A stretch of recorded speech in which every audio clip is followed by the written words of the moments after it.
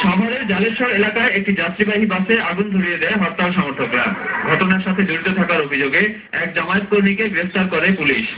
এছাড়া আশুলিয়ার নয়েরহাটে মহাসড়কে টায়ার জ্বালিয়ে অবরোধ করে জামায়াত শিবির কর্মীরা।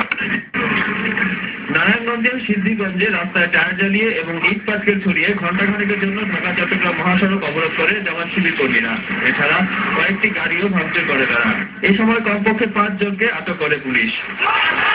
পাবনায় হরতালে নাশকতা সৃষ্টি ও পিকেটিং এর সময় জামাতের 26 নেতাকে আটক করে পুলিশ। হরতাল পাবনা ঢাকা মহাসড়কের বিভিন্ন এলাকায় পিকেটিং ও মিছিল করার চেষ্টা করলেও পুলিশের বাধায় তা পণ্ড হয়ে যায়।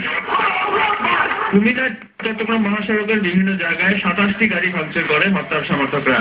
জেলার বিভিন্ন স্থান থেকে জামাত শিবিরের 13 কর্মীকে আটক করেছে পুলিশ। লক্ষ্মীপুরের বাস টার্মিনাল এলাকায় হরতাল সমর্থকদের সাথে পুলিশের সংঘর্ষে গোয়েন্দা পুলিশের কর্মকর্তা সহ অন্তত 10 জন আহত হয়। রাজশাহীর বিনোদপুরে পুলিশ ও হরতাল সমর্থকদের মধ্যে ধাওয়া পাল্টা ধাওয়া হয়। পরে পুলিশ কয়েক রাউন্ড টিয়ার সেল ও রাবার বুলেট ছুড়ে তাদের ছত্রভঙ্গ করে দেয়। অঙ্কনাথ, ATN বাংলা।